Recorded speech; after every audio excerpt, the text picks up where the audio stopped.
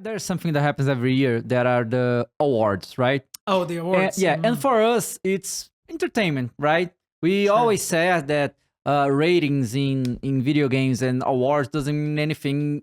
You don't have To to the not consumer. like a game Yeah. because it didn't get Game of Yeah. the Year, you know? I think that's foolish. But I don't know how it is to you, to the developers. How important it is to you, these awards that are given every year? I mean, like for our industry, it's like an acknowledgement, of something that was developed, delivered, with a good quality.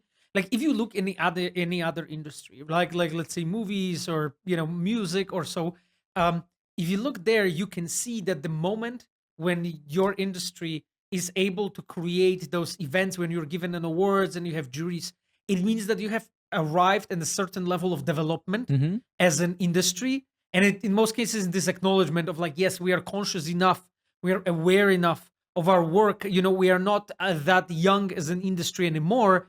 We spent many years building all of those games companies. So now we are already able to award right people for the right things. So I find it like, sure, like there's always things that I don't agree with, and awards that have been given that I don't agree with.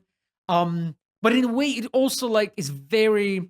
I treat it like it's education. I can look at the awards and be like, okay, yeah, this game has been appreciated for those things and so on, and I can be like, yes, and I see it. I just finished playing in a plane actually, Sea of Stars, right? That got Game of the Year award on Game Awards for Indie best game. indie. Yeah. Exactly. And I started playing Cocoon. That also was awarded or was nominated for Nominated. Nominated, It was yeah. nominated, yeah. And like that's the thing. Like for me as well as a dev, it's just kind of like a guideline of like, what's good to play, and so on. What has been acknowledged as something of a good quality. And like I know that a lot of devs say, oh yeah, we don't care about awards. But you don't care if you don't get them. Yeah. I would say, like at the moment when you are starting to be acknowledged because it's given by your peers, Yeah. by other people in the industry and by the players, some of them, right? So at the moment when you start, getting them and you start seeing this, and you really can see that in most cases, actually, it makes a lot of sense. Those awards that they have been given to those certain people, those certain studios, projects and so on. So it's always great, and the thing was like, Cyberpunk was almost completely omitted in any awards, Yeah. after the release.